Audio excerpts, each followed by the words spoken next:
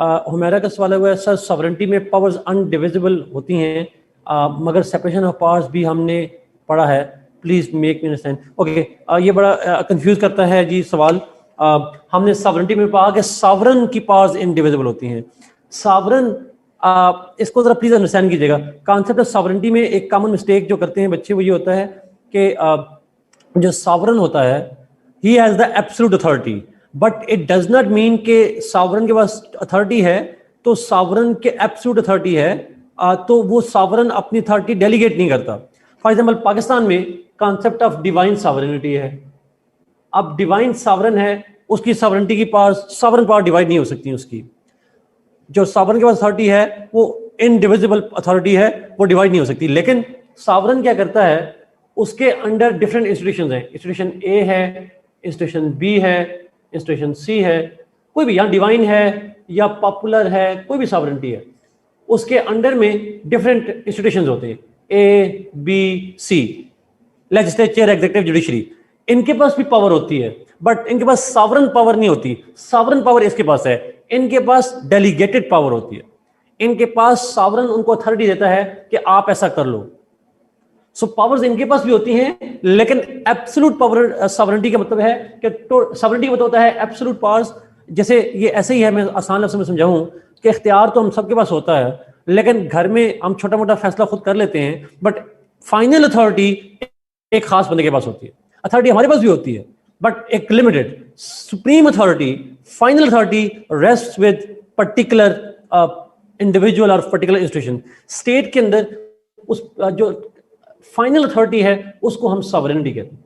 तो final authority का मतलब ये नहीं है कि एग्जीक्यूटिव, लेजिस्लेचर और जुडिशरी के पास पावर्स नहीं है। जो एग्जीक्यूटिव, लेजिस्लेचर और जुडिशरी के पास पावर्स होती हैं, उनके दरमियान में फिर सेपरेशन ऑफ पावर्स होती है। So separation of powers is between the government organs. It is not the division of the power of the sovereign. It is separation of the powers between the institutions of the government. ये फर्क है जी दोनों के अंदर। I hope you understand that.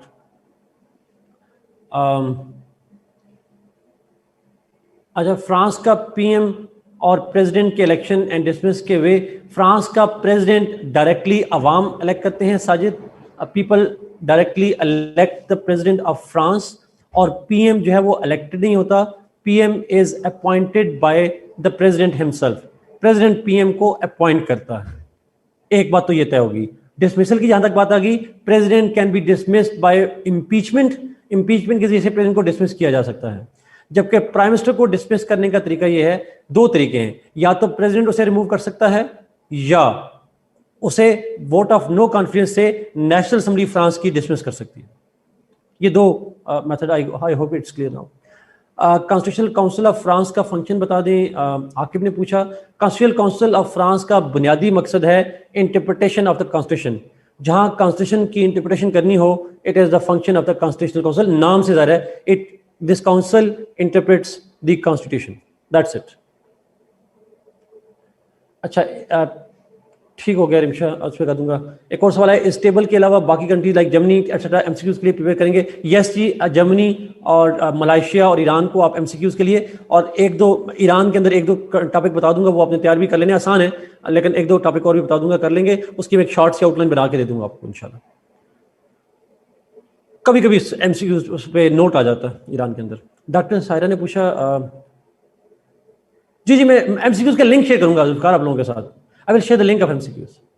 Saira ने पूछा, sir what about the US presidential elections, I mean how it can be asked and how to attempt in political science papers. Saira, इसके ऊपर पॉलिटिकल साइंस में प्रेसिडेंशियल इलेक्शन पे 20 number का सवाल नहीं आता। वो क्वेश्चन जनरली आता है कि यूएस प्रेसिडेंट के इलेक्शन, क्वालिफिकेशन और उसकी पावर्स वगैरह का सवाल आ सकता है, या यूएस प्रेसिडेंट का कंपेरिजन आ जाता है विद इंडियन प्रेसिडेंट या किसी और के साथ। उस कॉन्टेक्स्ट में आप इलेक्शंस लिखते हैं, लेकिन पूरा 20 नंबर का सवाल नहीं आता। एक चीज। दूसरी चीज, पॉलिटिकल साइंस में कैसे अटेम्प्ट करना है, आपने बहुत डेप्थ में नहीं जाना पॉलिटिकल साइंस में इलेक्शन मेथड पे, वो आता भी नहीं है उसमें सवाल। अच्छा, रिमशा का सवाल नीचे है, सर फ्रांस के प्रेसिडेंट को परसेंटेजेस चाहिए होते हैं?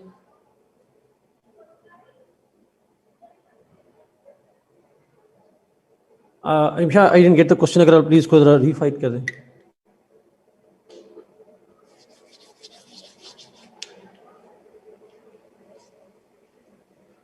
Zanera, thank you for asking a very good question. Again player science की डिबेट हम डेप्थ में नहीं जाते, इसलिए मैंने इसका जिक्र नहीं किया था. होता ये इस तरह के प्रेसिडेंट का इलेक्शन जब होता है तो वैसे तो जो भी एलिजिबल लोग होंगे they are eligible to apply for the president, वो कर सकते हैं अपने आप को एज अ कैंडिडेट. लेकिन वहाँ हमारे यहाँ शर्त ये है कि प्रेसिडेंट का इलेक्शन लड़ने के लिए क्वालिफिकेशन के साथ साथ आपको, जरा मैं जब एग्जैक्टली श्योर नहीं हूँ, लॉ वाले शायद कंफर्म कर पाएँ, मिनिमम 2 मेरे ख्याल में एमपीएस या एक एमएनए को नाम प्रपोज करना चाहिए. जब इलेक्शन कमीशन में डॉक्यूमेंट जमा करवाने जाते हैं तो उसके लिए आपको चाहिए होता है बेसिकली एंडोर्समेंट कह लें, नॉमिनेशन कह लें, फ्रॉम एटलीस्ट 2 एमपीएस. मैं नंबर पे मैं श्योर नहीं हूं, मेरे ख्याल में 2 एमपीएस हैं या एक एमएनए है, बट कुछ एमपीएस और या एमएनए की एंडोर्समेंट चाहिए होती है ताकि वो कहेंगे जी हाँ हम इस बंदे को जानते हैं, we endorse him for the election of the president. ये मुझे इसलिए याद है, पाकिस्तान में एक कैरेक्टर है शायद, आपने शायद ना साइन चाहिए होते हैं, एग्जैक्टली रिमशा यही है. आपने शायद एंडोर्समेंट उसको हम कहते हैं या नॉमिनेशन कहते हैं. आप में से किसी ने शायद नाम सुना हो अंबर शहजादे का. पंजाब के अंदर एक कैरेक्टर है, किसी ने नाम सुना हो अंबर शहजादा?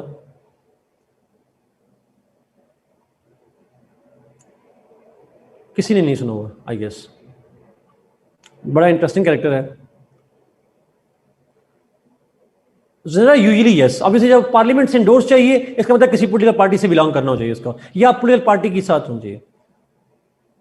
ये जरा लाल टोपी, हाँ एग्जैक्टली इस्मान, इस्मान वही वाले. आप जरा देखिएगा जी, उनको कभी सुनिएगा. मैंने उनसे इन पर्सन भी हमारी मुलाकात हुई है, बड़े सेशन हुए उनके साथ. जीसी से मास्टर्स किए हुए इंग्लिश लिटरेचर में. कॉमेडी कैरेक्टर है, फनी कैरेक्टर है, बट सीरियस कैरेक्टर भी है, शायरी भी करते हैं. अच्छा, वो मुशर्रफ के खिलाफ प्रेसिडेंट के इलेक्शन लड़ने गए थे. अंबर शहजादा नाम से है, शहजादा प्रिंस. अच्छा, वो एक इलेक्शन उनका कार्ड यूट्यूब पे या गूगल में इमेजेस में जाइएगा, बड़ा इंटरेस्टिंग है. तो उन्होंने ना एक दफ़ा हमें स्टोरी सुनाई. उन्होंने कहा मैं मुशर्रफ के खिलाफ 2007 में इलेक्शन लड़ने के लिए गया. मैंने इलेक्शन कमीशन में कहा कि मैंने इलेक्शन लड़ना है. और आप शायद जानते हैं, वो फनी कैरेक्टर हैं, जो लोग जानते हैं उनको, वो एक गद्दे पे सवार होकर गए थे इलेक्शन कमीशन, लिटरली. और उसका गेटअप देख के आप परेशान हो जाएंगे देख के. तो गद्दे पे खड़े इलेक्शन लड़ने के लिए गए. तो जब वो इलेक्शन कमीशन गए तो इलेक्शन कमीशन ने कहा कि प्रेसिडेंट का इलेक्शन लड़ने के लिए आपको तो किसी 2 एमपीएस की एंडोर्समेंट चाहिए. वो एंडोर्समेंट चाहिए आपकी. तो उनका बयान जो कि रिकॉर्ड किया गया, अखबारों में भी आया था, उन्होंने कहा था कि मेरा एक गधा पाकिस्तान के 2 एमपीएस से ज़्यादा क्रेडिबल है. तो he used to say that kind of things. तो मुझे उससे भी थोड़ा याद है ये बात. तो चाहिए होती है. I don't agree with that statement by the way, but just saying it. So कहने का मकसद है कि एंडोर्समेंट चाहिए होती है. मुझे अब ये शो नहीं है कि 2 हैं या 5 हैं, बट कुछ एमपीएस की और एमएनए की चाहिए होती है. सेम विद फ्रांस, दुनिया भर के अंदर ये होता है. लेकिन ये कॉन्स्टिट्यूशन लॉ की डिबेट्स हैं, इसलिए हम पॉलिटिकल साइंस में डिस्कस नहीं करते हैं. फ्रांस के अंदर भी चाहिए होगा, नंबर्स वेरी करेगा, वहां जनरल पब्लिक भी हो सकती है.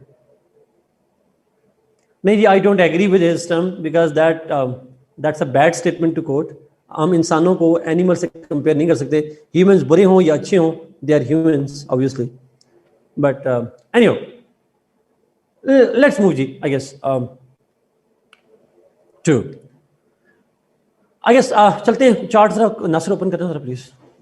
चार्ट्स ओपन कर लें जी अपने पास, वो लास्ट जो हमने अप्रोच करना है.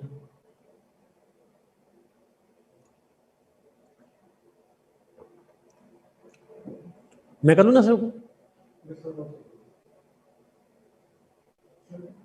हाँ आप कर लें, आप कर. किधर गया? ओके, अभी चार्ट आता है जी, हम डिस्कस शुरू करते हैं उस पर. हाँ ये वाला.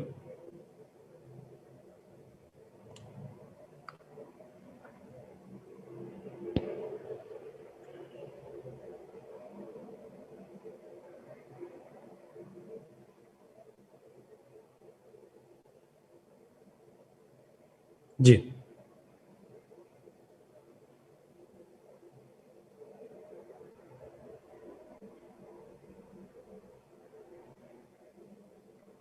ओके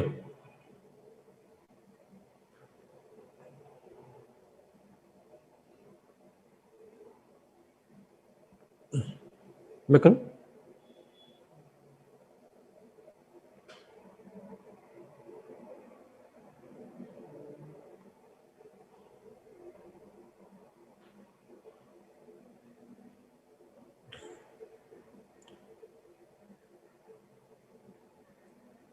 ओके अब ठीक है जी सर, आप करिए। ओके ओहो नहीं वो बहुत कुछ हो जाता है, क्लिक करने से ना गायब हो जाता है। चैट ओपन करें सर। मैं करता हूँ चलिए इधर से। अभी आ जाइए, आगे आगे आगे। Okay sir. अच्छा ये सवाल है जी, जनेरा का सवाल इंपॉर्टेंट है। Sir, president is not member of legislature, he can nominate someone from legislature post of PM. Not someone general, he has to nominate the person जो के मेजॉरिटी पार्टी का लीडर हो, उसको नॉमिनेट करता है। मेजॉरिटी पार्टी को nominate करता है, किसी को नहीं करता। बट बात आपकी ठीक है, लेकिन अगर आप इसको जरा मजीद जरा डिटेल में अगर आप देखें तो याद रखिएगा, प्रेसिडेंट का जो ओहदा है, मैं बात लेकर चलूँ जी जो ऊपर जुनैना ने की है। एक छोटा सा सवाल का जवाब दीजिएगा ताकि मैं इस बात को आगे जरा लेकर चलूँ। बड़ा इंपॉर्टेंट है,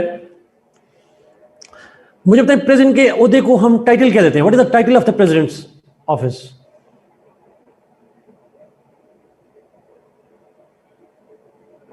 हेड ऑफ द स्टेट। अच्छा, अब मेरे सवाल का जवाब दीजिएगा प्लीज। ये जो आपके क्वेश्चन आए प्लीज आपको मैं दोबारा क्वेश्चन पोस्ट करने पड़ेंगे, मैं जरा ताकि चूंकि पॉइंट पे लेके जा रहा हूं। हेड ऑफ द स्टेट का मतलब है, जब इसी पॉइंट को जरा एक्सप्लेन करूं, हेड ऑफ द स्टेट जो है वो पूरी स्टेट का हेड है। अब स्टेट का जो हेड होता है वो क्या गवर्नमेंट का भी हेड नहीं होता होगा? Will he not be the head of the government too? Because state के अंदर गवर्नमेंट भी आती है। कैसे हो सकता है कि जो स्टेट को हेड करता हो उसके सबऑर्डिनेट में जो 4 इंस्टीट्यूशंस हैं, गवर्नमेंट, पॉपुलेशन, टेरिटरी और सॉवरेनिटी, तो ऐसा तो नहीं हो सकता ना कि वो गवर्नमेंट का भी हेड ना हो, वो गवर्नमेंट से सुपीरियर होगा। नॉट अब्दुर्रहमान जस्ट इन प्रेसिडेंशियल सिस्टम, वो basically head of the state जो है वो गवर्नमेंट के ऊपर होती है स्टेट, और वो स्टेट का भी हेड कहलाता है। यस, वो नॉमिनल हो हमजा या जैसा भी हो, हेड तो कहलाएगा ना। He will be the head of the, वो गवर्नमेंट के ऊपर भी होता है, पॉपुलेशन के ऊपर भी होता है, टेरिटरी के ऊपर भी होता है, स्टेट के ऊपर भी होता है, सॉरी सॉवरेनिटी के ऊपर भी होता है। अच्छा जरा प्लीज इस पॉइंट को जरा गौर सुनिएगा। अच्छा, जरूरी है, जो मैं इसको अगर मैं दूसरे लफ्ज़ में कहूं, हेड ऑफ द स्टेट का जो रैंक है, the rank of the head of the state, that is higher than the parliament, higher than the prime minister, higher than the judiciary, etc etc।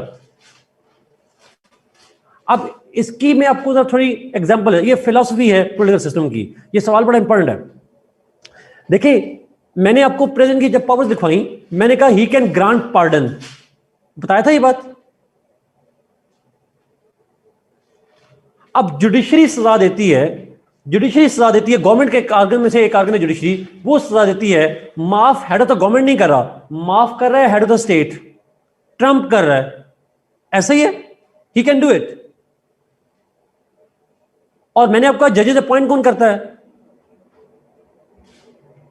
उसमें हेड ऑफ द स्टेट कर रहा होता है सारा। तो हेड ऑफ द स्टेट या president कह ले, तो कहने के मकसद ये जुडिशियल फंक्शन भी उसका आ गया। फिर दूसरी बात आपको मैंने लिखवाई कि जो एग्जेक्टिव हैं, जिसमें मैंने आपको पीएम लिखवाया, जिसमें मैंने आपको कैबिनेट लिखवाई, जिसके अंदर मैंने बाकी इंस्टीट्यूशन लिखवाए, बाकी एग्जीक्यूटिव ऑफिशियल्स, मैंने कहा उन तमाम को अपॉइंट करता है प्रेसिडेंट। वो किसकी एडवाइस पे करता है वो अलग बहस है, बट अपॉइंट कौन करता है उनको, या नॉमिनेट कौन करता है? प्रेसिडेंट या हेड ऑफ द स्टेट करता है। सवाल यह है कि एग्जेक्टिव मामलात में भी उसकी अथॉरिटी है, जुडिशियल मामलात में भी है। इसी तरीके से मैंने आपको कहा था लेजिस्लेटिव अथॉरिटी भी है। और वो अथॉरिटी कैसे है?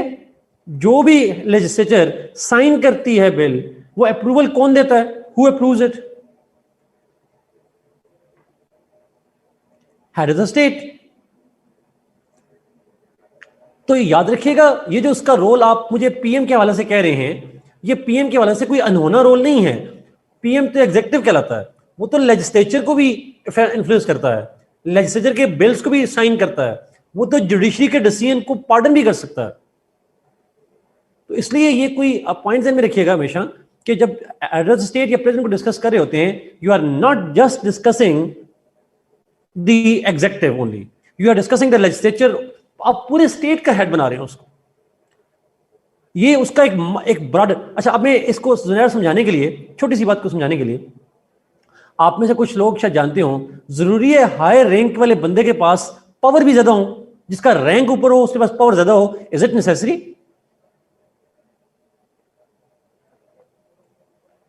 ये बिल्कुल जरूरी नहीं है।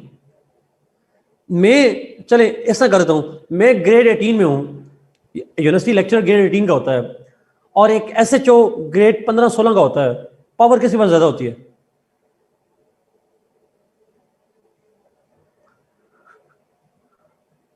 सिंपल सी बात है, एक पुलिस के सिपाही की पावर टीचर से ज्यादा होती है, एक सिंपल सी लॉजिक है। अच्छा, नाउ अगला सवाल बड़ा इंपॉर्टेंट, आप में से जो लॉ के लोग हैं, खासकर जो प्रैक्टिसिंग लॉ कर रहे हो, यस एब्सोल्युटली, जरा आपने बिल्कुल ठीक लिखा। Chairman joint chief of staff, he is higher than chief of army staff, but COS is higher in powers. Rank chairman joint chief of staff का ज्यादा होता है, बट आर्मी चीफ की पोस्ट ज्यादा होती है। That's the point. अच्छा, इसी तरीके से आप लॉ से लोग जानते हो, हमारे आईजी की पावर में लिखा हुआ है, आईजी के पास में लिखा हुआ है that IG can exercise the power of an SHO. वो एसएचओ की पावर रख सकता है, अपने पास ले सकता है। Can you believe? यानी एक बाकायदा जो पुलिस एक्ट है उसमें लिखा हुआ है that IG can assume the power of the low rank power. तो कहने का मकसद ये होता है कि बाज़ वक़्त आपका रैंक ऊपर होता है but powers are somewhere else. Head of the state का रैंक ऊपर है बट उसकी पावर ज्यादा होगी, ये जरूरी नहीं है। अब पार्लियामेंट्री सिस्टम में उसकी पावर कम होती है, गवर्नमेंट के हेड की ज्यादा होती है, पीएम की, लेकिन प्रेसिडेंशियल में उसका रैंक ऊपर है और पावर भी ऊपर होती है। अब ये बात समझ आ रही है? रैंक ऊपर है लेकिन पावर्स कभी ऊपर हो सकती है, कभी नीचे हो सकती है। That's how it works. Titular head Rimsha मतलब जिसके पास बराए नाम इख्तियार हो। सर,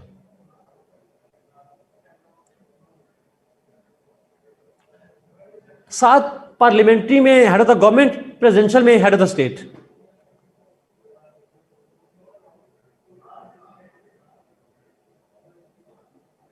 कॉन्स्टिट्यूशन के लिए जी मेरी बुक या एसएल केले की बुक, जो बुक आपको जिससे समझ आ जाए वो अच्छी है।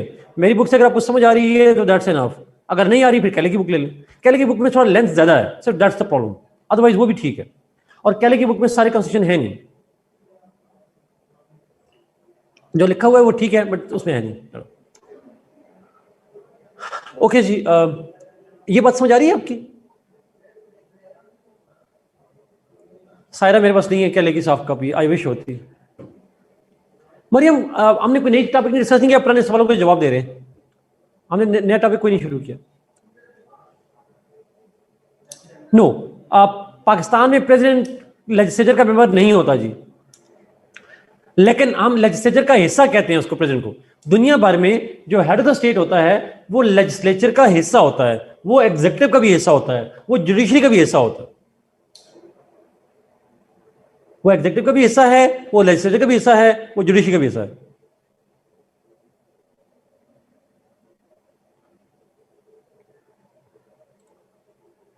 Rimsha, differentiating factors between constitution law and political science. Rimsha, जो मैं कराऊंगा वो पॉलिटिकल साइंस, जो मैं नहीं कराऊंगा वो कॉन्स्टिट्यूशन लॉ। आसान तरीन डेफिनेशन, वरना उसके अलावा मेरे पास कोई और शॉर्ट डेफिनेशन है नहीं, ऑनेस्टली स्पीकिंग।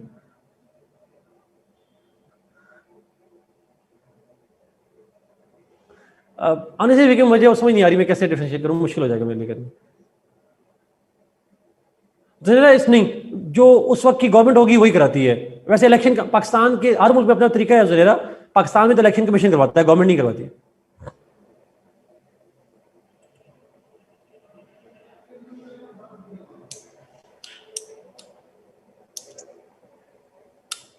लेकिन ऑब्वियस बात है जी, मैं आपको जब कंस्टिट्यूशन लॉ की डिमेन आती है तो मैं साथ बताता जाता हूं कि जितना आप डेप्थ में जाते जाएंगे ना, the more depth you are involve in, it means आप जा रहे हैं उसके अंदर कंस्टिट्यूशन लॉ में जा रहे हैं।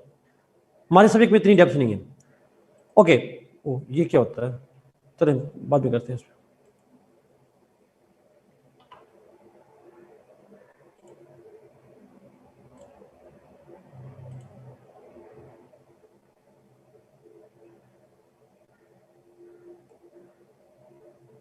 एक सेकंड आपको वेट करना पड़ेगा जी मेरा, बस ठीक है। अब मुझे यहां से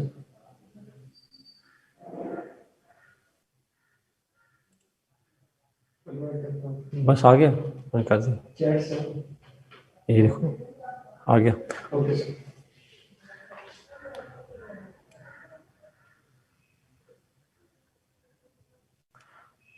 तमाम स्टेट्स के अंदर हेड ऑफ द स्टेट जो है वो एग्जीक्यूटिव का भी पार्ट होता है, लेजिस्लेचर का भी पार्ट होता है, जुडिशरी का भी पार्ट होता है। इसीलिए तो वो अगर आप देखें तमाम हेड ऑफ द स्टेट की पार हमने पढ़ी थी, और वो पार ये पढ़ी थी कि जो हेड ऑफ द स्टेट होता है वो एनुअल स्पीच करता है तमाम के साथ।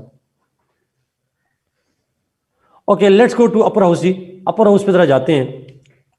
मैंने रहीम बख्श की बुत आप देखी नहीं है, मैं इसकी कंपेयर भी नहीं कर सकता उसके अंदर। जी एनफ है, एग्जैक्टली।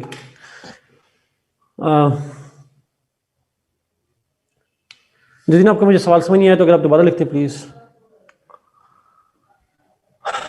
अपर हाउस पे चलते हैं। अपर हाउस के नाम ऑब्वियसली सबसे पहले हमने यूके की बात की हुई है। यूके के अंदर upper house is called House of Lords, Pakistan में सेनेट, इंडिया में राज्यसभा, अमेरिका में सेनेट, और फ्रांस के अंदर भी सेनेट। टर्की में अपर हाउस का नाम क्या है जी? What is the name of upper house in Turkey? जो बताएगा। एक नाम है, वन हाउस नाम है, एक ही हाउस है, जीएनए नहीं कहेंगे, और कहेंगे एक ही हाउस है वहां पे। It's unicameral. यस, यूनिकैमरा अच्छा लफ्ज है वैसे।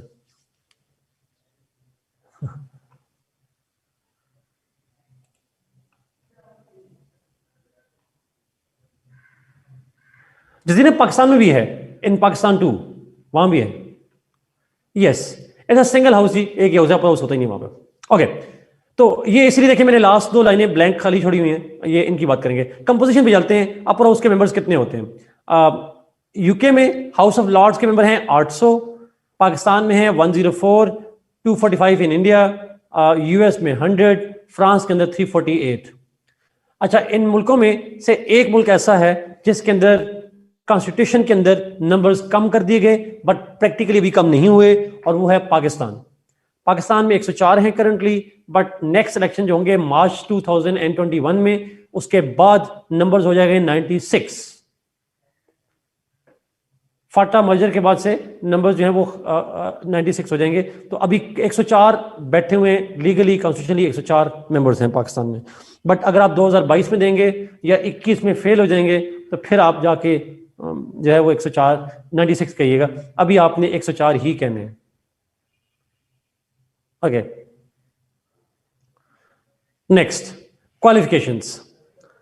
क्या क्वालिफिकेशन होती है? Who can become the member of the upper house? Different, अच्छा सही, टर्म लिखिए। टर्म पहले, टर्म कितने साल के लिए होती है? जो यूके है जी, उसमें तो डिफरेंट है। कुछ तो लाइफ लॉन्ग है, मोस्टली लाइफ लॉन्ग ही होते हैं, they are there for life unless they are dismissed. जैसे पिछले दिनों एक पाकिस्तानी लॉर्ड नजीर की डिसमिस हुई है मेंबरशिप। लॉर्ड नजीर की हुई है या किसी की हुई है? एक हेरासमेंट के ऊपर शायद किसी को किया हुआ, but mostly they our life long until they retire for themselves. Pakistan में टर्म है 6 इयर्स, इंडिया में 6 इयर्स, यूएस में 6 इयर्स, फ्रांस में 6 इयर्स। इनमें से यूएस में ये रिजाइन अंडर प्रेशर, निशान ऐसा ही है, उनको डिसमिस करने की सिफारिश की गई बट उन्होंने खुद ही रिजाइन कर दिया। अच्छा, जो यूएस है उसमें जो 6 इयर्स की टर्म है, उसके अंदर याद रखिएगा 6 इयर्स में से after every 2 years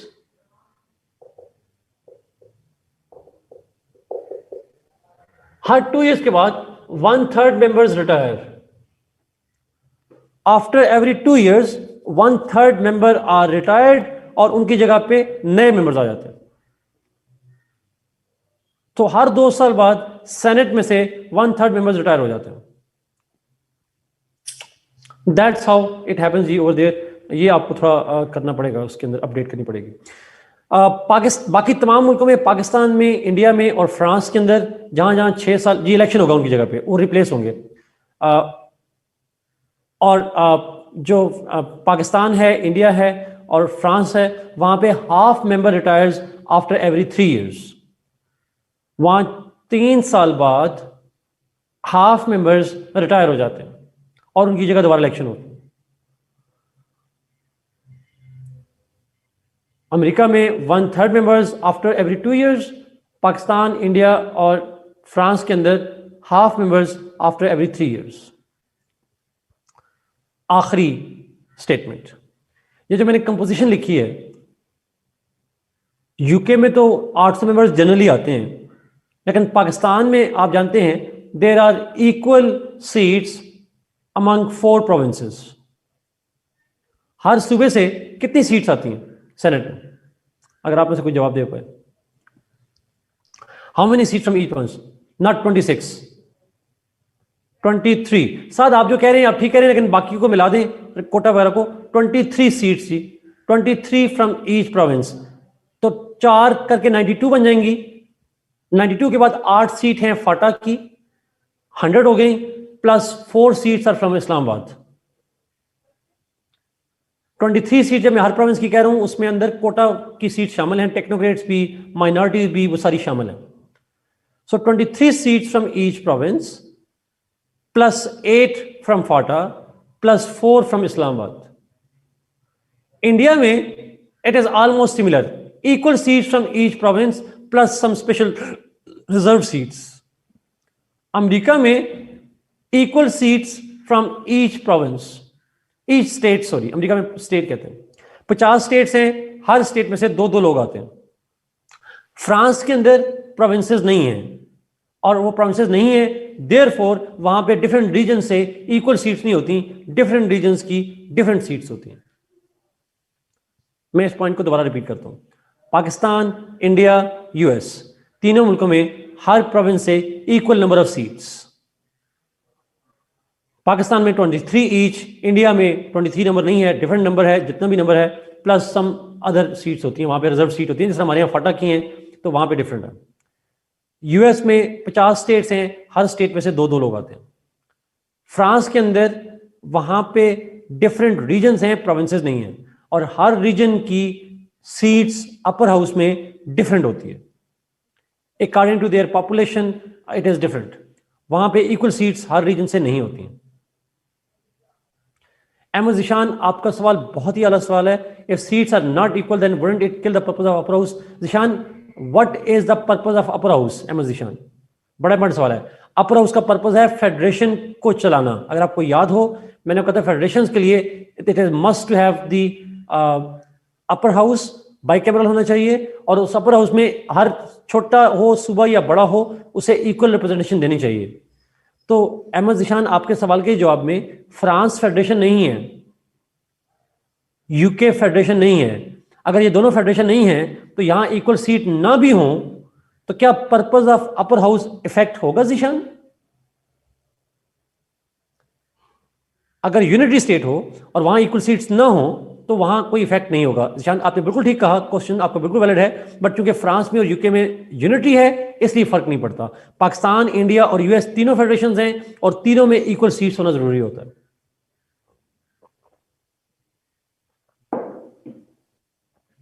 okay, let's move to the next term की बात भी हमने कर ली, क्वालिफिकेशन पे चलते हैं। क्वालिफिकेशंस क्या चाहिए? Who can become the member of the upper house इन मुल्कों के अंदर?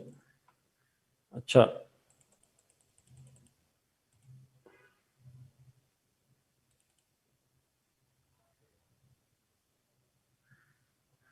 नहीं, एक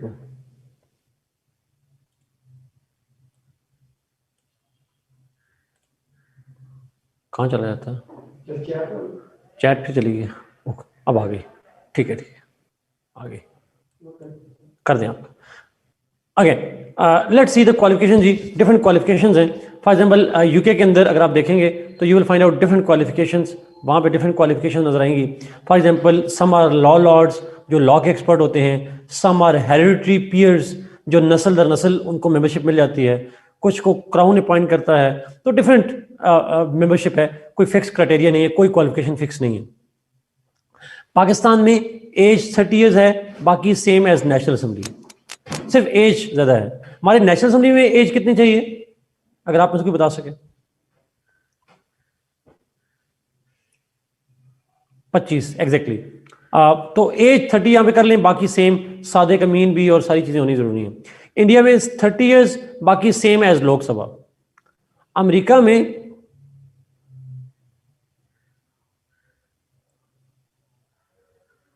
are they any 25 years old in national assembly? Mustafa, मेरे ख्याल में बिलावल जब बने थे तो 26 साल के थे, मेरा ख्याल है. 29 साल के नहीं, रिमशा 29 साल के हो गए थे बिलावल. अच्छा, हाँ नहीं, वो मेरे ख्याल में 1988 में पैदा हुए थे. Benazir Bhutto was the prime minister when he was born. Insta पर 29 लिखा है. अच्छा, अब इसमें मैं नहीं जवाब दे सकता जी, आप जनरेशन ज्यादा आगे हैं मुझसे. खैर, कमिंग बैक, अमेरिका में जाते हैं. अमेरिका के अंदर 30 ईयर्स एज चाहिए सेनेट के मेंबर बनने के लिए, बाकी वही है जो लोअर हाउस की हैं. एक दो चीजें और चाहिए. अमेरिका में सेनेट के लिए मेंबर बनने के लिए the person must be the resident of US for 9 years. मुझे बताएंगे लोअर हाउस में मेंबर बनने के लिए रेजिडेंट ऑफ यूएस कितने साल के लिए चाहिए? Good, 7 years. और प्रेसिडेंट के लिए कितना चाहिए? प्रेसिडेंट के लिए 14 ईयर्स चाहिए. प्रेसिडेंट के लिए 14 ईयर्स. चलिए मैं इसको तरतीब से चलता हूं. लोअर हाउस के लिए 7 साल, अपर हाउस के लिए 9 ईयर्स, और प्रेसिडेंट के लिए 14 years. 7, 9, 14. Lower house 7, upper house 9, president 14 years. ये याद रखिएगा प्लीज डेट्स. और आखिरी शर्त, he must be the resident of the respective state. Her state से 2 मेंबर्स आते हैं अमेरिका में. तो कैलिफोर्निया से जो 2 मेंबर आएंगे, तो वो 2 मेंबर्स लाजमी होना, शर्त लाजमी है कि those 2 people must be the residents of the respective state. वो कैलिफोर्निया से ही होने चाहिए, तो किसी और स्टेट का बंदा रिप्रेजेंट नहीं कर सकता. आगे चलते हैं फ्रांस के अंदर. जी सायरा, एग्जैक्टली. फ्रांस के अंदर 30 ईयर्स क्वालिफिकेशन चाहिए, बाकी सेम एज नेशनल असेंबली, जो फ्रेंच नेशनल असेंबली है.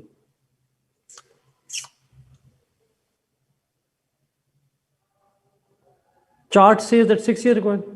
हरीम, मेरी चार्ट पे 9 ईयर्स नहीं लिखा हुआ, प्लीज चेक कीजिएगा. 9 ईयर्स है जी, रिमशा से 9 है जी. 9 ईयर्स चाहिए, 6 साल नहीं चाहिए. मुझे गलती से कहीं हो गया होगा. एनीहो, नेक्स्ट पे चलते हैं. इलेक्शंस. इलेक्शन पे चलते हैं. इलेक्शन कैसे होते हैं अपर हाउस के मेंबर्स के लिए? यूके में तो इलेक्शन होते ही नहीं है. वहाँ तो अपॉइंटमेंट होती है, किसी को पीएम करता है, किसी को क्राउन करता है. और कुछ विरासत में, जिस तरह पैसे जायदाद मुंतकिल होती है, तो विरासत में मेंबरशिप भी मुंतकिल होती है वहाँ पे. एक तो ये डिफरेंट है, वहाँ पे यूके में कोई इलेक्शन नहीं होता. पाकिस्तान में they are elected by the provincial assemblies. हर सूबे की प्रोविंशियल असेंबलीज नॉमिनेट करती हैं, इलेक्ट करती हैं, सॉरी, उनको. उसका एक अलग मेथड होता है इलेक्शन का. सन या डॉटर, जुल्फकार दोनों हो सकते हैं. इंडिया में स्टेट लेजिस्लेचर्स, इंडिया में चूंकि प्रोविंस को स्टेट कहते हैं तो स्टेट लेजिस्लेचर्स. अमेरिका में हर स्टेट डायरेक्टली इलेक्ट करती है 2 सेनेटर्स को. In US the senators are elected directly by the people of the respective state. America में भी पहले इनडायरेक्टली उनकी स्टेट्स की असेंबलीज इलेक्ट करती थी, बट प्लीज करेक्ट मी, अगर 17th अमेंडमेंट के बाद, शायद, मुझे नहीं पता कौन सी अमेंडमेंट है, बट शायद 17th अमेंडमेंट के बाद this process has been change. अब डायरेक्टली अवाम इलेक्ट करती है उनको. और आखिरी है इधर फ्रांस. वहां पे the senate members are indirectly elected through regional and local governments. वहां प्रोविंसेस होते नहीं हैं, तो रीजनल गवर्नमेंट्स और जो लोकल गवर्नमेंट्स हैं वो इलेक्ट करती हैं.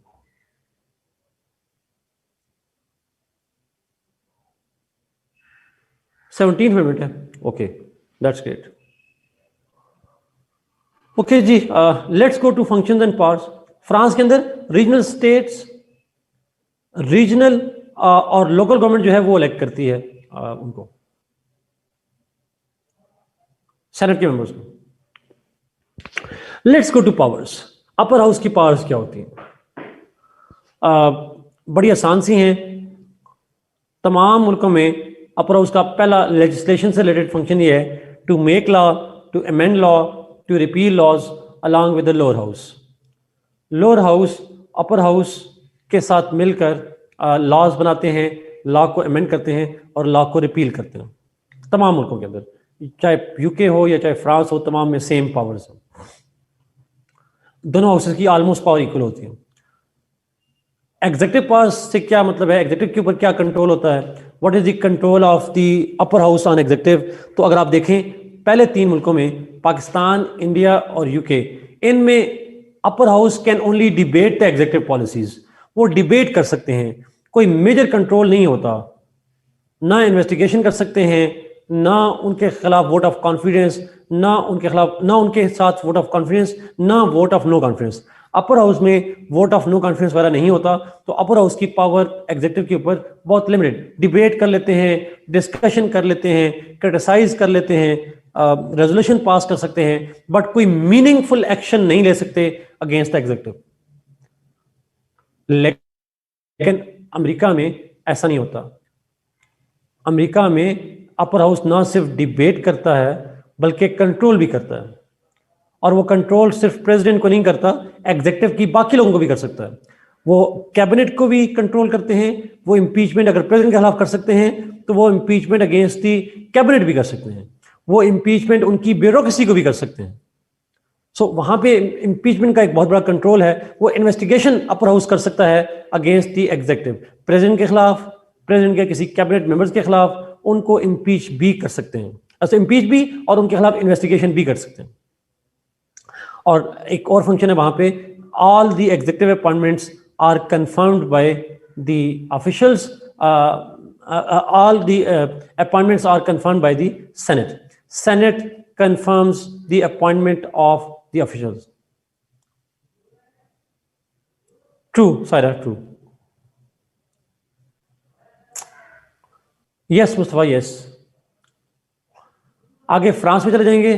Debates executive policy, yes the upper house can only debate the executive policies. France के अंदर भी सेनेट की ज़्यादा पावर नहीं होती, वो मैक्सिमम डिबेट और डिस्कशन कर सकते हैं। इम्पीचमेंट, इम्पीचमेंट का कल भी मैंने थोड़ा सा बताया था आपको। यूके में तो इम्पीचमेंट नहीं होती, बट बाकी तमाम मुल्कों में upper house and lower house have the powers to impeach. अगर आपको याद हो, मैंने कहा था इम्पीचमेंट स्टार्ट किस हाउस से होती है? Where does it start? The process starts from lower house. तो एक मामले में, तो इस मामले में अपर हाउस की पावर थोड़ी कम है, लेकिन लोअर हाउस से एब्सोल्यूट मेजॉरिटी से पास होती है। फिर जब अपर हाउस में जाता है, when it goes into the upper house, वहां कितनी मेजॉरिटी चाहिए होती है? 2/3 मेजॉरिटी। नो, असद वहां नहीं होती, वहां नहीं होती, अमेरिका में नहीं होता। सो ये कलेक्टिव रिस्पांसिबिलिटी का जो टर्म है, जिसे पार्लियामेंट्री में होती है। ओके, सो अपर हाउस से 2/3 मेजॉरिटी से इंपीचमेंट प्रोसेस होता है। वहां पे upper house as a jury काम कर रहा होता है तमाम मुल्कों के अंदर। एक और डिफरेंस ये है इंपीचमेंट में, पाकिस्तान, इंडिया और फ्रांस में सिर्फ प्रेसिडेंट की इंपीचमेंट होती है। अमेरिका में प्रेसिडेंट की भी होती है, कैबिनेट की भी होती है, उसके बाद एग्जीक्यूटिव ब्यूरोक्रेसी की भी होती है, जजेस की भी होती है, एम्बेसडर वगैरह की भी इंपीचमेंट होती है। वहां तमाम की हो सकती है impeachment. Military power, military power पे जाएंगे तो हमने पहले भी कहा था कि डिक्लेरेशन ऑफ वॉर जो है वो लेजिस्लेचर का काम है। Upper house plus lower house they declare war together, दोनों मिलकर वॉर डिक्लेयर कर सकते हैं तमाम मुल्कों के अंदर। कॉन्स्टिट्यूशनल अमेंडमेंट के अंदर चले जाएं, फिर वही वाली पावर जो हमने लोअर हाउस की देखी थी, they have the same powers. Lower house plus upper house, they both have the power to amend the constitution together. एक हाउस करेगा, फिर दूसरा हाउस करेगा, और वो कर सकते हैं, कॉन्स्टिट्यूशन को अमेंड कर सकते हैं। अमेरिका में 7 कांग्रेस के बाद 3/4 of the states also need to approve the constitutional amendment. वहां पे वो पावर भी उनके पास होती है। अच्छा, फिर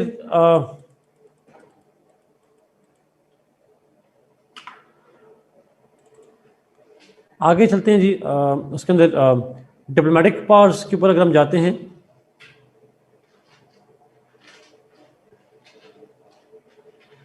नहीं चाइना में कांस्टिट्यूशनल कोर्ट नहीं है जी। कांस्टिट्यूशनल कोर्ट जो है वो उसमें है, टर्की में।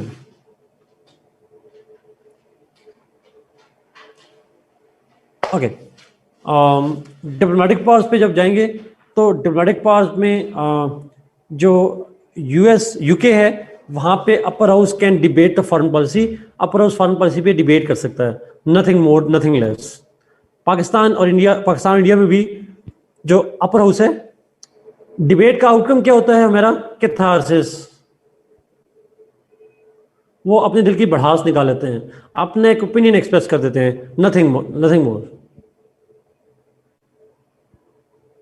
ओके, नाउ यूएस में, और सी मकसद ही है, मकसद ये है फ्रीडम ऑफ एक्सप्रेशन, अपना ओपिनियन दे देना बस, और कुछ है भी नहीं। अमेरिका के अंदर अपर हाउस की पावर्स इंपॉर्टेंट है, ratification of TT along with the lower house. अच्छा जरा प्लीज यहाँ पे एक चीज करेक्ट कर लें। मैंने कल इसको, मुझे डाउट था और मैंने कल जाके दोबारा इसको पढ़ा है। मैंने कल आपको कहा था कि ratification requires the approval of the Congress, लेकिन मैंने जितना पढ़ा है उसमें यही लिखा हुआ है आर्टिकल 2 के अंदर, दैट रेटिफिकेशन ऑफ टीटी can only be after the approval from senate. Senate से चाहिए होती है। सायरा पता था तो कल क्यों नहीं बताया मुझे? I was wrong yesterday. मुझे करेक्ट किया करें please if I am wrong somewhere. तो सेनेट करता है जी, लोअर हाउस का रोल नहीं होता है इसके अंदर। नो मुस्तफा, मैंने नोट में ये लिखा था। अच्छा मैंने कल करेक्ट करवाया था।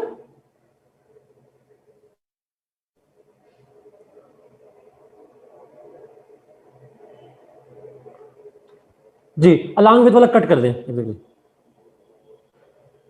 मेरा नहीं ख्याल मैंने कल ठीक करवाया था, बट अगर करवाया था तो फिर मेरी मेमोरी नहीं होगी। आसान, जहां भी लिखना है आपने ये लिखना है कि जी अमेरिका में ट्रीटी की रेटिफिकेशन जो होती है, अच्छा करवाया था, अमेरिका में ट्रीटी की जो रेटिफिकेशन होती है वो सिर्फ सेनेट करता है, लोअर हाउस नहीं करता। लोअर हाउस नहीं करता।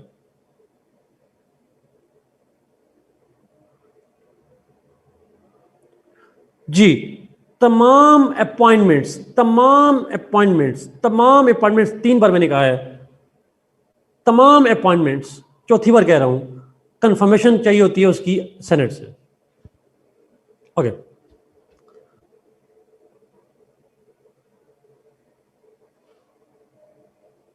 ये बात याद रहेगी जी। Only senate, only senate. सब ज्यादा अच्छा लफ्ज़ है ओंकली, ओंकली से याद रहेगा हमें।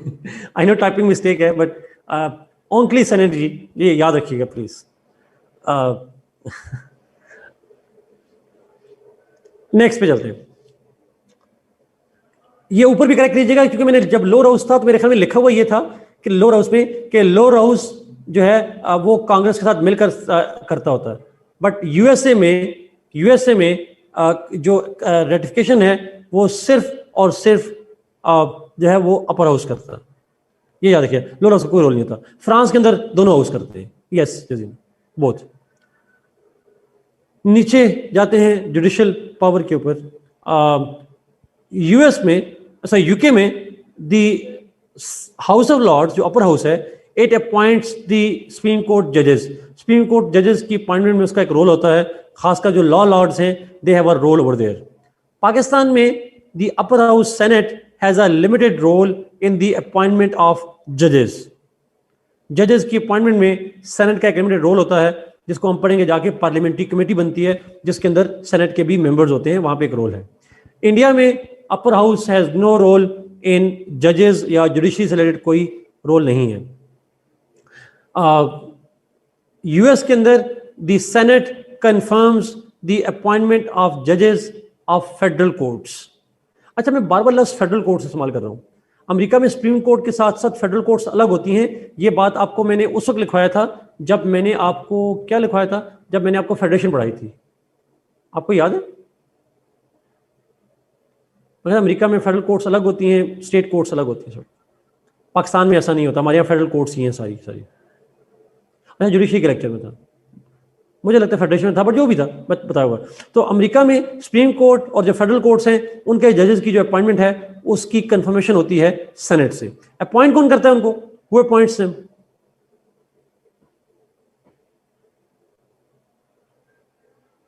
यूएस में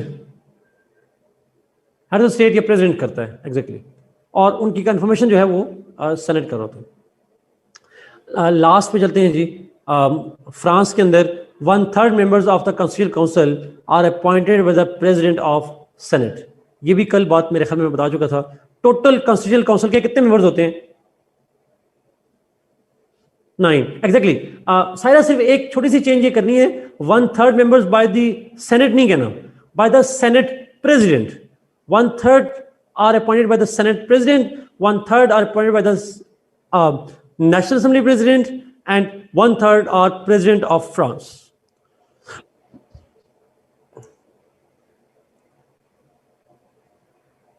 And that is all about it जी। यही सारा कुछ था कॉन्स्टिट्यूशन पे। अपर हाउस पे कुछ सवाल पूछना है पूछें, फिर मैं कुछ और डिस्कशन पे जाऊंगा सर। कॉन्स्टिट्यूशनल काउंसिल का फंक्शन आके मैंने आपके कहने में पहले भी रिपीट किया था, दोबारा करता हूं। कॉन्स्टिट्यूशनल काउंसिल का बेसिकली एक ही काम है, और वो है कॉन्स्टिट्यूशन के जो आर्टिकल्स हैं उनको इंटरप्रेट करना, interpretation of the articles of the constitution. Naveed, what is the difference between the confirmation and approval? Approval का लफ्ज़ और होता है, कंफर्मेशन का लफ्ज़ और होता है Naveed.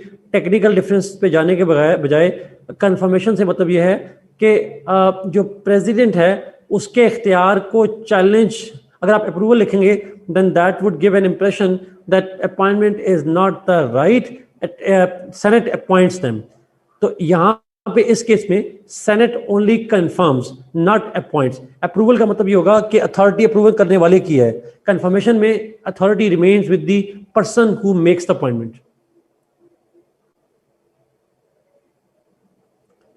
Mustafa, sir, ratification of treaties is only done by the Senate in US. That was the correction, right? Yes, exactly, Mustafa. Yes. Sanan ने पूछा role of House of Lords in जजेस अपॉइंटमेंट। सनान हाउस ऑफ लॉर्ड में होते हैं law Lord's. जजेस की 2009 से पहले तो सुप्रीम कोर्ट होती नहीं थी। उसके बाद से जब सुप्रीम कोर्ट बनी है तो उसके बाद से सुप्रीम कोर्ट में जो जजेस अपॉइंट होते हैं वो लॉ लॉर्ड्स की रिकमेंडेशन पे होते हैं। हाउस ऑफ लॉर्ड्स के अंदर एक सिलेक्टेड मेंबर्स हैं जिनको लॉ लॉर्ड्स कहते हैं, उनकी रिकमेंडेशन पे होते हैं।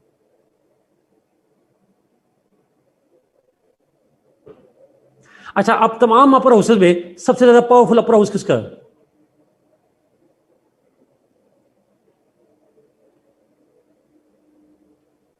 यूएस का। That's true, that's true.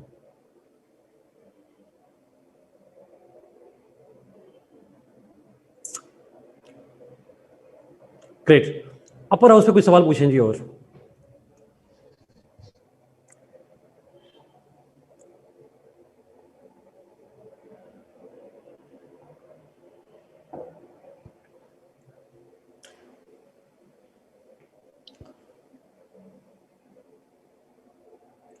Okay, France के अंदर अपर हाउस जो है सेनेट, वो उसको इलेक्ट करती है वहां की लोकल गवर्नमेंट और उनकी रीजनल गवर्नमेंट। प्रोविंस की जगह पे रीजन होता है और फिर लोकल गवर्नमेंट होती है, वो अपर हाउस को इलेक्ट करते हैं।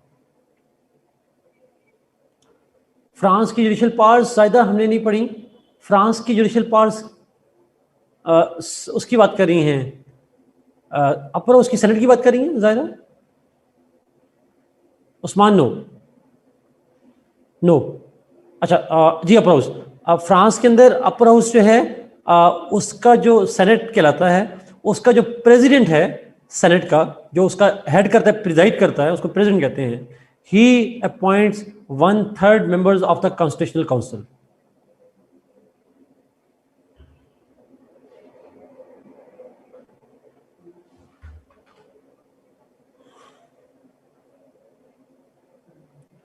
विमशा एज सच नहीं करवाएंगे, जुडिशियल उसका स्ट्रक्चर में आता है एडमिनिस्ट्रेटिव वाला। वो कभी कभी सवाल आता है जुडिशियल स्ट्रक्चर पे, मैं हल्का सा जिक्र करूंगा लेकिन डिटेल से नहीं जाएंगे उसके ऊपर।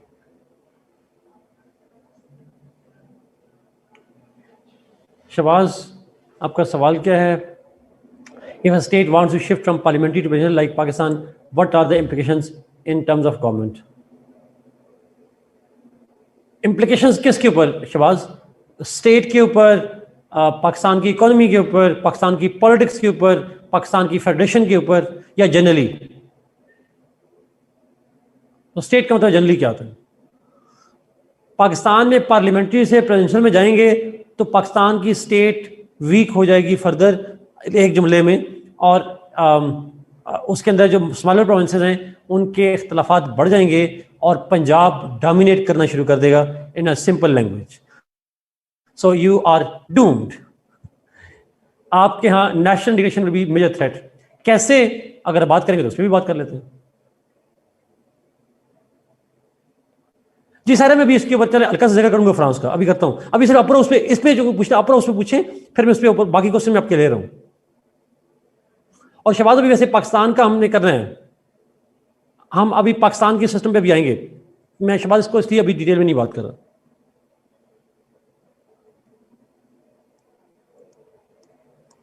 No Zulfiqar, Pakistan is not a confederation. Pakistan पे भी ना पूछें जी, ये इन मुल्कों में अपर हाउस पे पूछें जरा. अगर कोई सवाल नहीं है फिर आगे चलते हैं, फिर मैं चलता हूं आगे बाकी debate.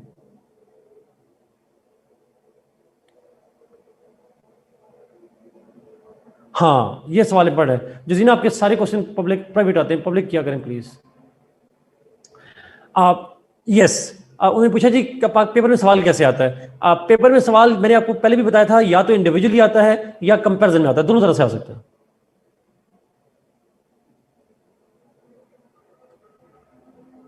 Manur yes, answer is yes. Okay,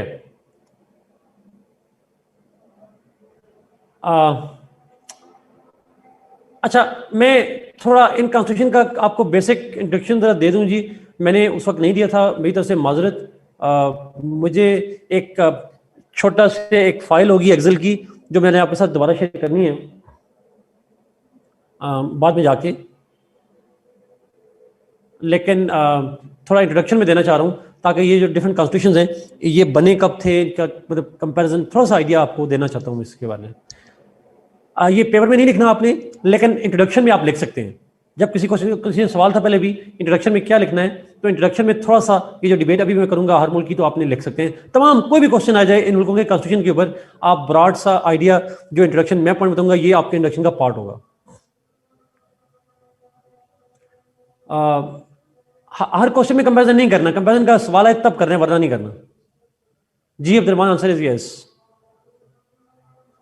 Mustafa, is it enough? ये आपने बताना है, मैंने नहीं बताना. ये chart is meant to give you understanding and provide you the structure. सवाल है जी पेपर अटेम्प्ट कैसे करना है, तो पेपर अटेम्प्ट करना है लिखकर. आपने लिखकर अटेम्प्ट करने paper. Okay, let me explain. देखिए क्वेश्चन अटेम्प्ट कैसे करना है, आपने इंट्रोडक्शन लिखना है. क्वेश्चन आपने इंट्रोडक्शन लिखना है. इंट्रोडक्शन अभी बताने लगा हूं, आप उसमें से क्या लिखेंगे चीजें, और फिर बाकी चीजों पे आएंगे डिबेट में. Let's start. थोड़ा सा आइडिया. नो जरा ये जो आपने बात किया ये पाकिस्तान के लिए है. अमेरिका में for example upper house joint session नहीं होता, इंडिया में जॉइंट सेशन नहीं होता. ये बात जो आपने लिखी है ये सिर्फ पाकिस्तान में होती है. इन दैट केस जब जॉइंट सेशन होता है फिर ओवरऑल मेजॉरिटी देखी जाती है, फिर हर हाउस को अलग से नहीं किया जाता. ओके अच्छा, अभी आप इंट्रोडक्शन और कंक्लूजन को ना लिखिएगा प्लीज. अभी आप सिर्फ जो मैं आपको पॉइंट बता रहा हूं ये आपने नोट करने हैं. अच्छा यूके से स्टार्ट करते हैं. थोड़ा थोड़ा इंट्रोडक्शन में देना चाह रहा हूं कि ये कॉन्स्टिट्यूशंस क्या हैं, कब बने थे, आर्टिकल्स किसने बनाया था, आर्टिकल्स कितने हैं, मतलब एक छोटा सा इंट्रोडक्शन.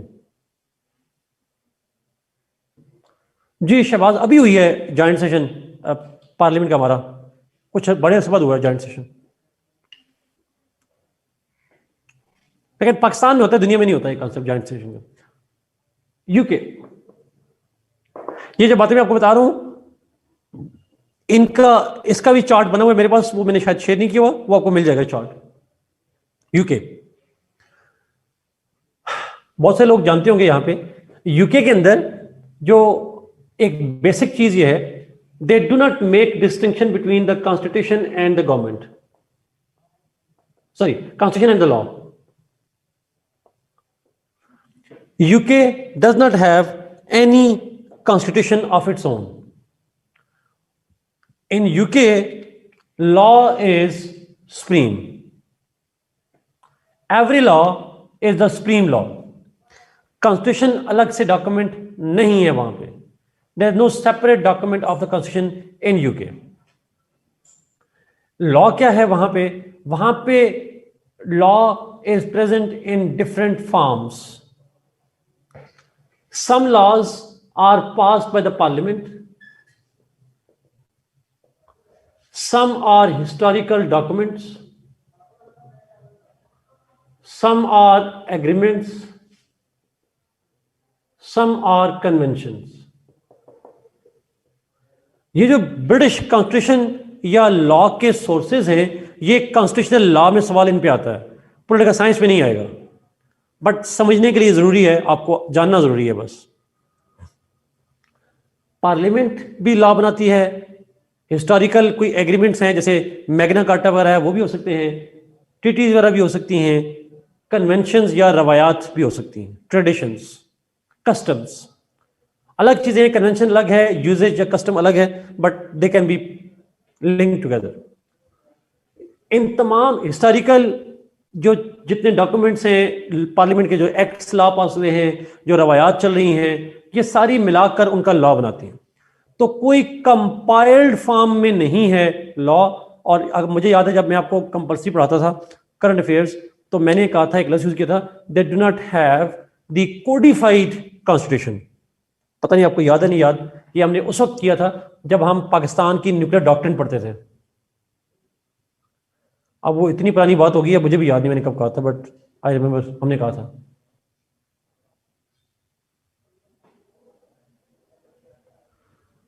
आपकी मेमोरी लोगों की शार्प हो गई है. Good. Yes, it's unwritten. Completely unwritten तो नहीं कहेंगे नोबल इसको, बिकॉज कुछ पार्ट रिटन भी है इसका, लेकिन अनकोडिफाइड का लफ्ज ज्यादा अप्रोप्रिएट होगा. It's mostly it's partly unwritten, but it's totally uncodified. It's partly unwritten, कुछ पार्ट रिटन भी है, but totally uncodified. It's not a well drafted constitution. हमेशा वेल का लफ्ज हटा दें, it's not even a drafted constitution. Well को हटा दें. जी Hamza, yes that's true, that's true. So एक तो ये ध्यान रखें. तो अगर आपसे कोई पूछे यूके का कॉन्स्टिट्यूशन कब बना था, what will be your answer? No dates. इसके कितने आर्टिकल्स हैं? No dates. Yes, it's only the law which has evolve. इसके लिए हम फिर लफ्ज यूज करते हैं, it is evolutionary and organic.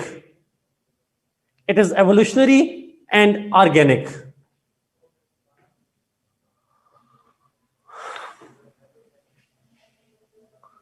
Let's go to Pakistan.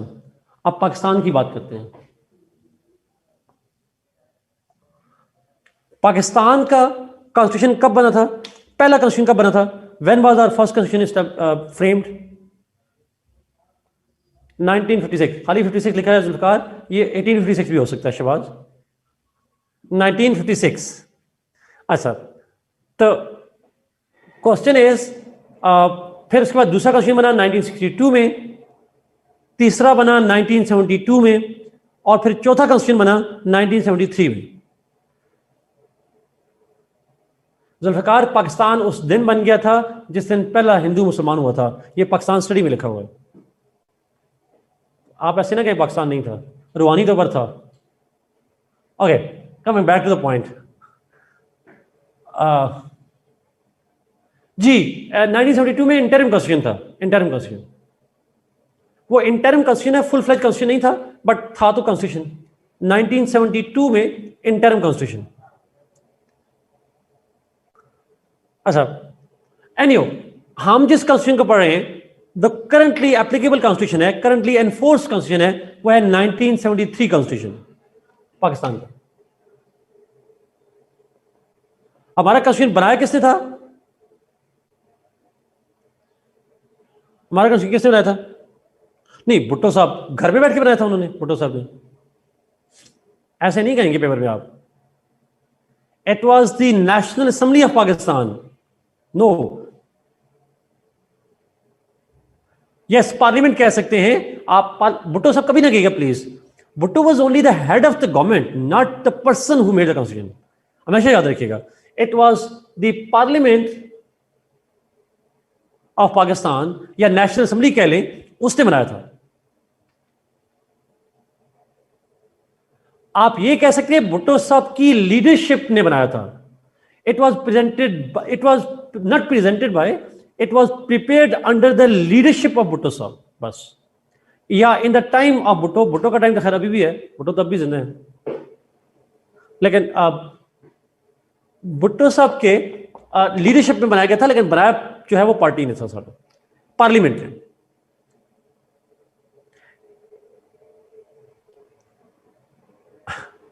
अच्छा, हमारी 73 कॉन्स्टिट्यूशन में आर्टिकल्स, यस ड्यूरिंग भुट्टो जीरा, एग्जैक्टली कितने आर्टिकल्स हैं 73 कॉन्स्टिट्यूशन में?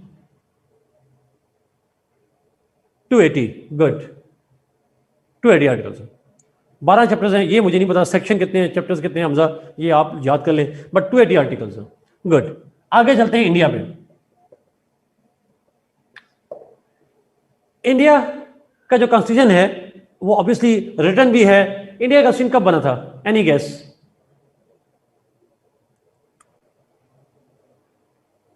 रिमशा इसमें लिखा हुआ है सेकंड वाले में, मेरे बुक के अंदर सेकंड टेबल में लिखा हुआ है 1950 जी, 1950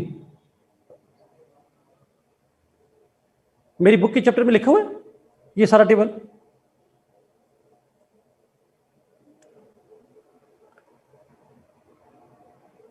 वो पाकिस्तान का लिखा हुआ है, पाकिस्तान का है, पाकिस्तान का।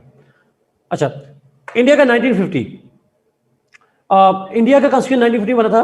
25 जनवरी या 26 जनवरी, 26 जनवरी मेरे ख्याल में, 26 जनवरी मेरे ख्याल में। अच्छा, इंडिया का कॉन्स्टिट्यूशन किसने बनाया था? Who made this constitution?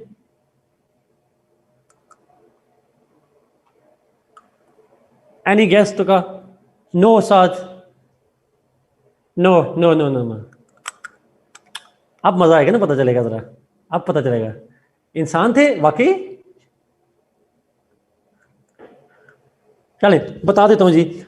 Constituent assembly, उसको पार्लियामेंट नहीं कह सकते आप। यस जनेरा, आपने बिल्कुल ठीक कहा, साथ आपने भी ठीक कहा, constituent assembly. Constituent assembly of India establish, parliament ही कहते हैं, बट उस वक्त टाइटल उसका था constituent assembly, that framed the constitution of India. We did Maria, लेकिन वो 56 कॉन्स्टिट्यूशन हमारी कॉन्स्टिट्यूएंट असेंबली ने बनाया था। एनीहो, नेक्स्ट, इंडिया के कॉन्स्टिट्यूशन के आर्टिकल्स कितने हैं? How many articles? 7 ने ऊपर लिखे थे, बट देखना चाह रहा हूं कि मेमोरी कितनी है आपकी।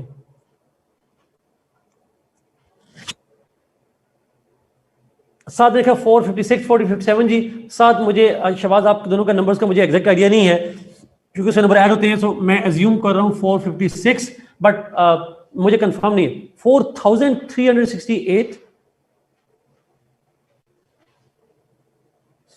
साथ खुदा का खौफ करो, क़यामत वाले दिन इस पे आपको हिसाब किताब होना है आपका, इंडिया वालों ने आपको सू करना है। अच्छा, गलती से टाइप, आई अंडरस्टैंड दैट। अच्छा, जितने भी हैं जी। अच्छा, मारिया ने लिखा 470, मुझे इसका नंबर नहीं कंफर्म जी, अकॉर्डिंग टू गूगल, ठीक है। आप इसको कंफर्म कर लीजिएगा, वेरीफाई कर लीजिएगा, मुझे नंबर नहीं पता। बट जब ये बना था, जब ये बना था तो उस वक्त 395 आर्टिकल थे रिमशा, इसलिए मैंने वहां पे लिखा। अब नंबर ऐड हुए हैं, आप इस नंबर को ऐड कीजिएगा। आपको आपने काम करना है, आपने काम ये करना है कि आपने गूगल पे जाके इंडिया की लोकसभा या गवर्नमेंट की वेबसाइट पे जाके ओरिजिनल कॉन्स्टिट्यूशन उठाना है, उसमें से आर्टिकल देखने हैं। मैं भी कोशिश करूंगा देख लूं, लेकिन आप भी देख लीजिएगा उसके अंदर जितने लिखे होंगे। Yes, it's the lengthiest constitution in the world. दुनिया का सबसे लेंथी कॉन्स्टिट्यूशन जो है वो इंडिया का है।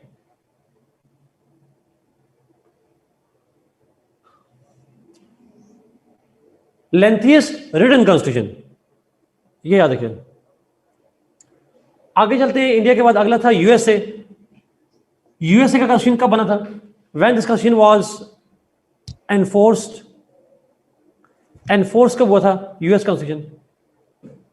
गुड साथ 1978 जरा आज आप सारों को कुछ हुआ हुआ है 1789 आई अंडरस्टैंड 1789 है जी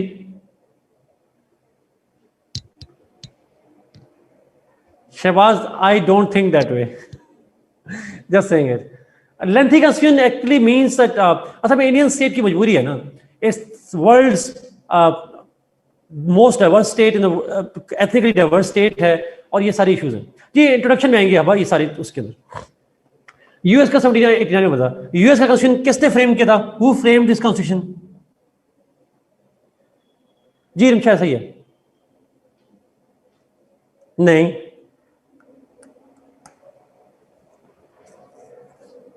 Yes, Confederate Assembly. Jefferson was one Benjamin Jefferson ये सारे फ्रेमर्स में से थे बट उसको Confederate Assembly कहते हैं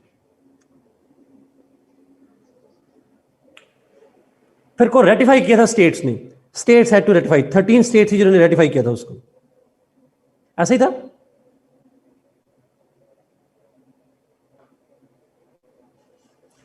दे ड्राफ्टेड इट सायरा बट जो उसको रेटिफाई किया था उनकी स्टेट्स ने किया था यूएस कॉन्स्टिट्यूशन के आर्टिकल्स कितने हैं जी 9 आउट ऑफ 13 ने जब किया था तो अप्लाई हुआ था yes it's the shortest constitution जी 7 आर्टिकल्स हैं इसके ओनली 7 आर्टिकल्स ओके नेक्स्ट पे चलते हैं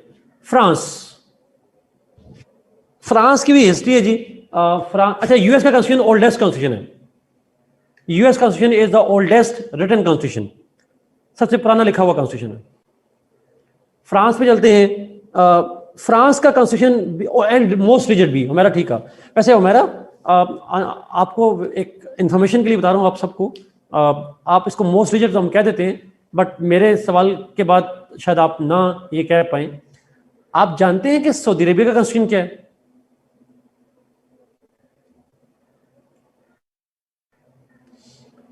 Quran Usman exactly Saudi Arabian law कहता है बेसिक लॉ ऑफ 1991 कहता है Quran is the constitution can it be amended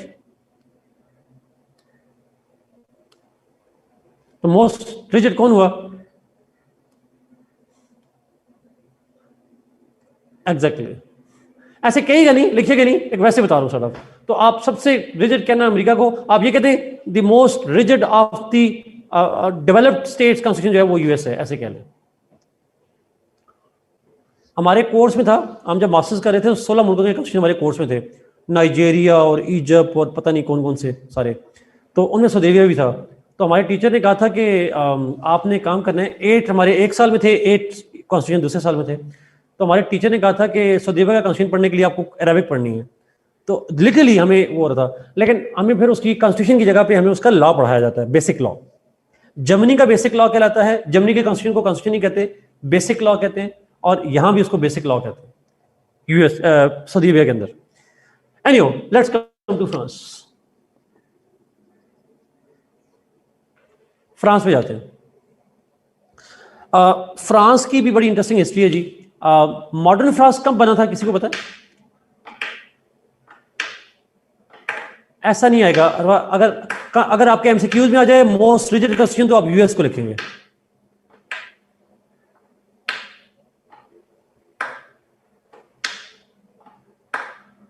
basic law है शहबाज वहां बेसिक लॉ कहते हैं not the fifth Republic Rimsha not the fifth Republic original कह रहा हूं ओरिजिनल फर्स्ट रिपब्लिक कब बनी थी इस तरह से जरा मैं कर लेता हूं when was the first Republic established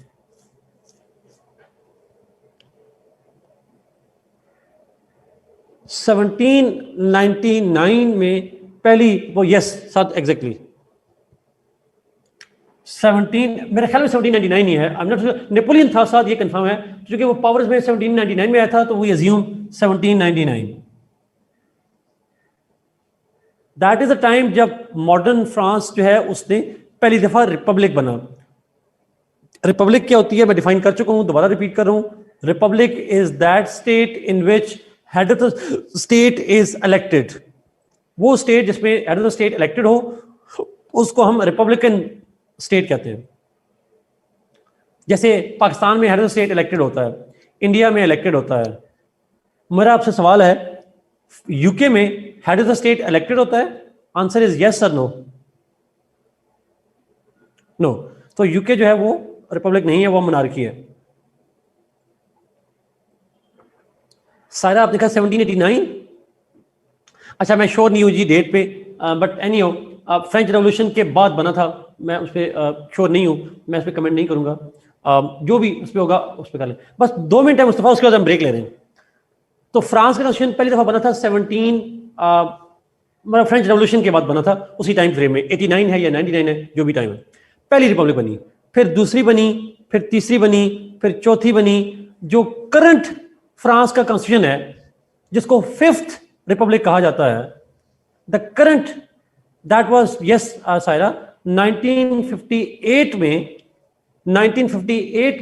5th Republic बनी। किसने कमेंट किया जी? मेरी किताब में लिखा है 1789, तो फिर मेरी किताब है तो ठीक लिखा होगा। जस सिंह। तो 5th रिपब्लिक बनी, जो करंटली एनफोर्स कॉन्स्टिट्यूशन है, that was established in 1958। In fact जो डेट है उसकी, दैट इज 4 अक्टूबर 1958, जिसके 3 दिन बाद अयूब खान साहब ने पाकिस्तान में मार्शल लॉ लगाया था। पर एनीहो, फ्रांस के अंदर 1958 4 अक्टूबर 1958 को जो है वो कॉन्स्टिट्यूशन एनफोर्स हुआ, 5th रिपब्लिक। ये किसने बनाया था 5th republic? Who made it?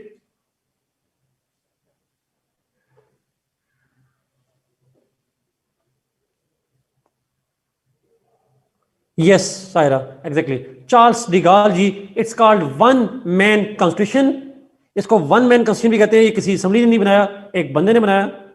अब भुट्टो ने वन मैन नहीं था, भुट्टो असेंबली थी, यहां पे वन मैन है। इसके लिए एक दूसरा टर्म भी होता है जो एमसीक्यूज में अक्सर आता है। No, there was no constitutional body Shahbaz, it was de Gaulle himself all alone. और इसको एक और लफ्ज भी यूज करते हैं इसके लिए, title, and it is called tailor made constitution.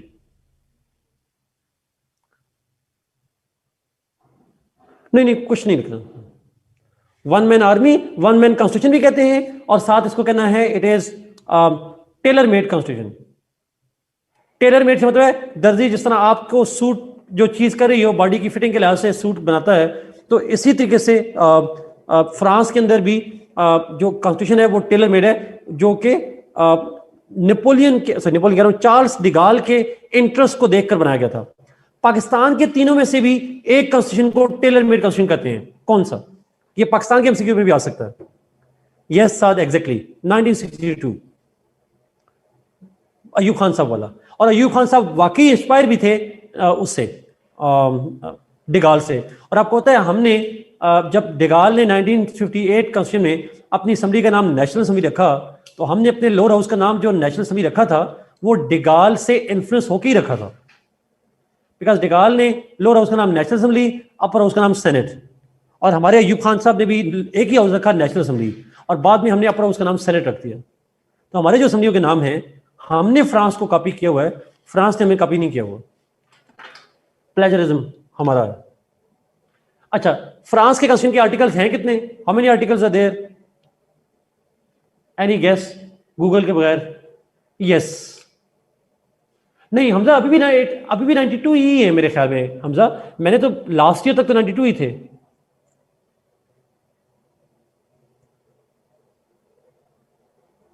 उससे पहले नोबल नाम था हाउस ऑफ पीपल। जरा कंफर्म करिएगा जी, लास्ट ईयर तक जो मैंने पढ़े थे 92 ही आर्टिकल्स से। हमजा लिखा है 89 है। हमजा, अगर आप अपना सोर्स शेयर कर लें। जी, we are still on France जी, फ्रांस की बात करें। चलें, तो मैं एज्यूम कर रहा हूं 92 आर्टिकल्स ही हैं फ्रांस के अंदर।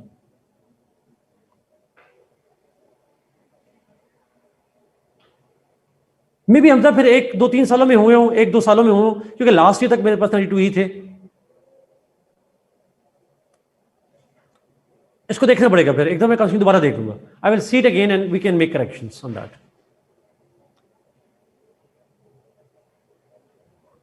ओके, आगे चलते हैं। आखिरी रह गया टर्की का। टर्की नहीं, चाइना भी है। टर्की के कॉन्स्टिट्यूशन भी डिफरेंट रहे हैं। टर्की का पहला कॉन्स्टिट्यूशन तो कमाल अतातुर्क ने बनाया था 19 उसके अंदर वर्ल्ड वॉर 2 के बाद। ओके ओके सर, 1920s के अंदर पहला कॉन्स्टिट्यूशन बनाया गया टर्की के अंदर, बट जो टर्की में करंटली वैलिड कॉन्स्टिट्यूशन है दैट वाज फ्रेम्ड इन्फोर्स्ड इन 1982। अच्छा, चाइना में भी और टर्की दोनों मुल्कों में 82 के अंदर कॉन्स्टिट्यूशन आए हुए हैं रिसेंटली, मोस्ट रिसेंटली।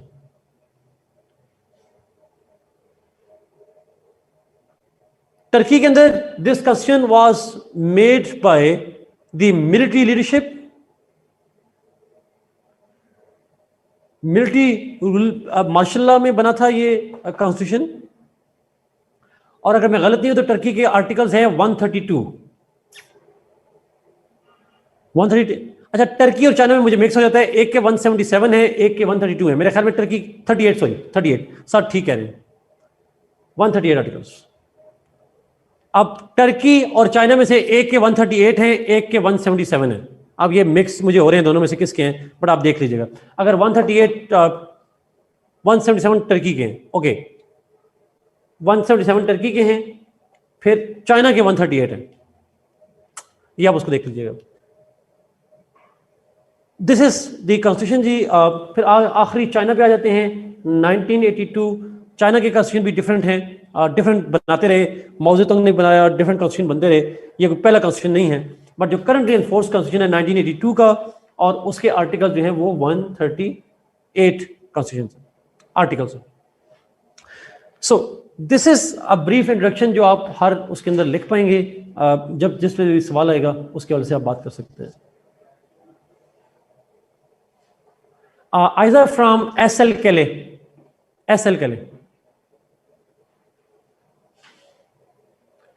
चाइना का क्वेश्चन किसने बनाया था 1982 में? 82 में प्रेसिडेंट जो थे डेंग ज़ियाओपिंग थे मेरे ख्याल में, प्लीज करेक्ट मी, डेंग ज़ियाओपिंग मेरे ख्याल में he was the president of China जिन्होंने कॉन्स्टिट्यूशन बनाया था 82 में। लेकिन चाइना में जो भी कॉन्स्टिट्यूशन होता है वो कम्युनिस्ट पार्टी बनाती है जी। हमारा जब आप इंट्रो लिखेंगे, इंट्रो के बाद आप क्वेश्चन के अकॉर्डिंगली हेडिंग देखने शुरू कर दोगे। फॉर एग्जांपल क्वेश्चन में लिखा हो कि जी डिस्कस द क्वालिफिकेशन इलेक्शन, तो इंट्रो के बाद आप क्वालिफिकेशन लिखना शुरू कर देंगे।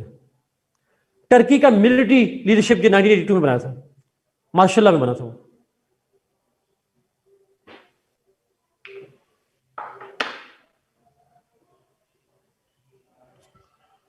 ओके जी, 7 मिनट की ब्रेक ले लें और चाइना वाला पॉइंट में ब्रेक कर लेता हूं। 7 मिनट की ब्रेक ले लें जी। क्वेश्चन कंक्लूजन लिखेंगे, कंक्लूजन क्वेश्चन के अकॉर्डिंगली होगा हमारा, उसके अकॉर्डिंगली आपने करना है। चाइना वाला पॉइंट, चाइना का कॉन्स्टिट्यूशन 1982 में बना था। Deng Xiaoping was the communist party leader, और वहां पे उनकी कम्युनिस्ट पार्टी ने फ्रेम किया था इस कॉन्स्टिट्यूशन को, और उसके आर्टिकल्स हैं 138।